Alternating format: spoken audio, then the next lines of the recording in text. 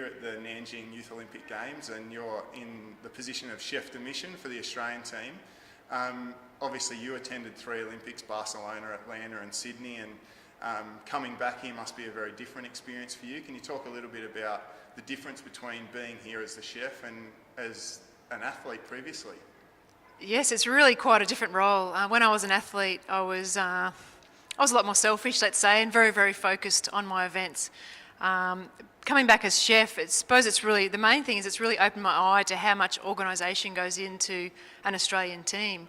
You know, we have so much support staff, we've got medical staff, HQ staff, media staff, and all the coaches and officials. So I suppose coming back in the role as a chef, that's the first thing I've noticed. But I've really enjoyed being part of sport again. It's, you know, you get a real buzz competing, especially competing at an Olympic Games, and I've never really found that again since I've quit swimming. So for me to come back into this role and to say go and see the athletes warming up, watch them compete and then see them after their event, it's probably the closest I've been to competing again. So I've really enjoyed that aspect of it. Okay. It must bring back a lot of great memories from when you were an athlete yourself and a young athlete like these ones and aspiring to be an Olympian. And obviously you went on to have huge success winning multiple medals at Olympics, including 2 gold medals. What are some of the memories you have of being a junior athlete, and I guess the things that you look back and think, you know what, I did these things really well and it had a big influence on my career, and maybe some things that you would change or things that you did change through your career to improve your performance?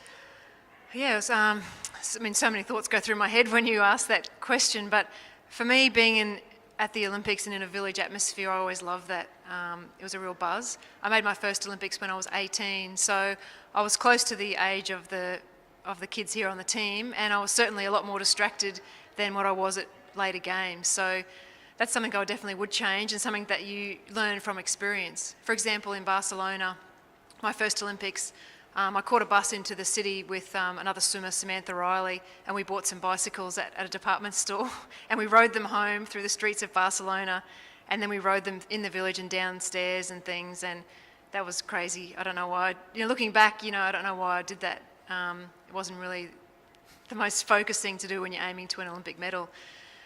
Gradually I got more experience, but then my last Olympics in Sydney, I got extremely nervous, so I would also change that. I would have spoken to more people and sought out some support and some ways of maybe getting some more sleep. So every Olympics you learn things, and it's kind of difficult to perform at your best at an Olympics if you get distracted. So I suppose the main thing I learned early on was don't get distracted with too many things around the village, and just focus on your routine and what you need to do for your result in your sport.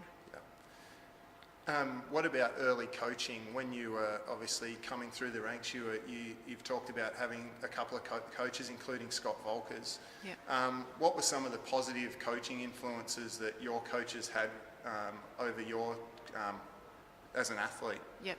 Well, I had 2 coaches in my career. My first one was Mr. Wakefield, who was the coach at the local pool, 3 kilometres from where I lived, and I was with him from when I was 9 till when I was 21. So he probably had a very major influence, certainly of how I carried myself around the pool deck, being a good sport, you know, just those basic kind of rules. But also he was very good because he didn't overtrain me. He was very much into technique, quality, not quantity, and so I never got sick of swimming. I mean, it's an easy sport to get sick of because it can be quite tedious, but he always made sure that he didn't overtrain us, which I think was a major thing that he did. And then when I was 21 to 27, I moved to Scott Volkers. And for me, he was perfect at that time because I needed a different kind of motivation, and he just knew exactly the right things to say to me to motivate me in training. For me, it's all about being motivated every single day in training that gets the results. Not, you know, when you arrive at the competition, you know, you have all these psych-ups and let's get motivated and let's do really well. But it pretty much counts for nothing if you haven't been motivated every single day in training and not left one training, not had one training day, you know, where you haven't given 100%. So for me, Scott Volkers was able to do that. He made training fun, so that if you came in the pool and you're a bit flat, he, you know, did stupid things and things to make us laugh, and it was certainly, he really encouraged having a very happy, sort of light-hearted environment. but he also knew exactly the work that we had to do, and we sort of, he didn't make us do it, but he knew the right things to say to encourage us to do it.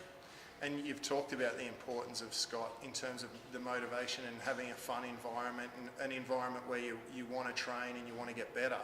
I'm sure you've seen a lot of other coaches, both this week and coaches in events here, but also over your years in swimming. What would your advice be to aspiring coaches who are working with young athletes in all types of sports as to what the things that you see as are important traits to have as an elite junior coach? Yeah, that's a really difficult answer. I know I could never be a coach, put it that way, because I don't have enough patience. And, it's not just writing the programs and giving the science of what you need to do. So much more is psychology around your sport. So it's really having an understanding of your athlete and what motivates them to do well, what motivates them to train hard. As far as in a competition environment, Scott especially was very relaxed and never showed any nerves, and I think that's a really good trait for an elite coach. I haven't really noticed it here, but I have been to Olympics where you see some coaches who are nervous themselves, and I think when you're around nervous athletes, it's kind of good if you don't look nervous, if you don't pass that on. So that's one good trait I can say it would be good to have at a competition level. But as far as training, I mean, I'd imagine it's difficult. You can't be their friend, but you've got to make it fun and you've got to make them do the work, and it's a real balancing act, I think, to be a good coach. I've had assistant coaches who are very, very good scientifically, but don't have the personality to get the performance out of you. So it's kind of a balancing act with that. Okay, great. And I guess the final question, like we've talked, there's a lot of young athletes here and aspiring young athletes around the world. What would be your one piece, if there was one piece of advice that you could give to a 16, 17-year-old athlete, no matter what their sport is, in terms of what they need to be doing to achieve their goals? And I know it's a difficult question to answer. What would be your advice to them? Yeah, that is a really difficult question. Firstly, believe in yourself. Believe that you can be the best in the world. It took me so long to have the self-belief that I could be as good as anyone else. And then obviously the working hard. And for me, it was all about doing the little things, doing the little things each day. And the third one was always controlling the controllables. So just worry about what you can do. You can't control what other people do. Control what you can do in your own performance. They're the three things that I kind of worked on towards the end of my career. But the main thing to me it always comes down to is, as I've said previously, it's just the work that you put in every single day. And then when you get to an event, it's believing that work, will come out in your performance. Well, Susie O'Neill, thanks very much for spending some time with us today. My pleasure.